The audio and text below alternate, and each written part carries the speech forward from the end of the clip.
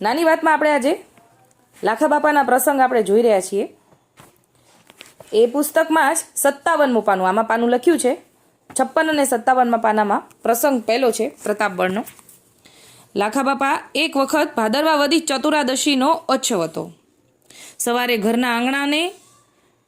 સવારે ઘરના લોકોને તથા ગામના વૈષ્ણવોને લાખા બાપાએ કહે, આજે ઓછવ છે તો કામે જાશું માં. પણ જુવાન છોકરાઓને તો મનમાં થયું કે મોલને પાણી તો પાવું જોઈએ ને, તો પાણી ન પાઈએ તો વાડ અથવા રજકો સુકાઈ જાય. આમ વિચારીને જુવાનિયા વાડીએ જઈને કોસ હાંકવા લાગ્યા.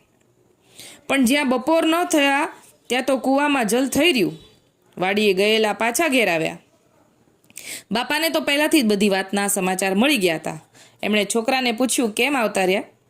છોકરાએ કહ્યું, બાપા કૂવામાં તો જલ થઈ રહ્યું એટલે અમે આવતા રહ્યા. બાપા કહે, મેં તો તમને કહ્યું હતું કે આજે ઓછવ છે, કામે જાશો માં, તોય તમે ગયા. હવે વાડીએ જાવું એ તો તમારી મરજી. છોકરાઓએ નરમાસથી કહ્યું, બાપા હવે અમે વાડીએ જઈને શું કરીએ? પછી અમાસને દિવસે સવારે અપરસમાં નાઈને લાખા બાપાએ નદીમાંથી જળની ટબુડી ભરી, એટલે નાની લોટી ભરી, વાડીએ જઈને ભગવત સ્મરણ કરીને મંડાણ ઉપરથી ટબુડીનું જળ કૂવામાં રેડ્યું.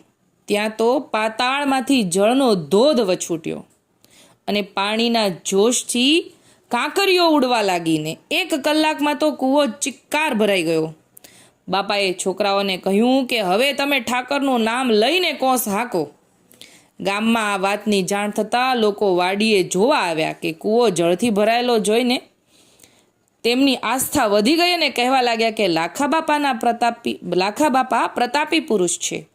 આ સાંભળી લાખા બાપાએ હાથ જોડીને દિનતાથી કહ્યું કે મારામાં કાંઈ નથી, મારા પ્રભુનો પ્રતાપ મોટો છે. મારી લાજ પ્રભુ શ્રી ગોપેન્દ્રજીએ રાખી. ત્યારથી લાખા બાપાની વાડી ટબુડી વાડીના નામથી વિખ્યાત છે. પ્રસંગ આટલો જ છે. હવે આવતીકાલે પ્રસંગ બીજો જોશું. લાખા બાપાને આપણા દંડવત પ્રણામ પહોંચે.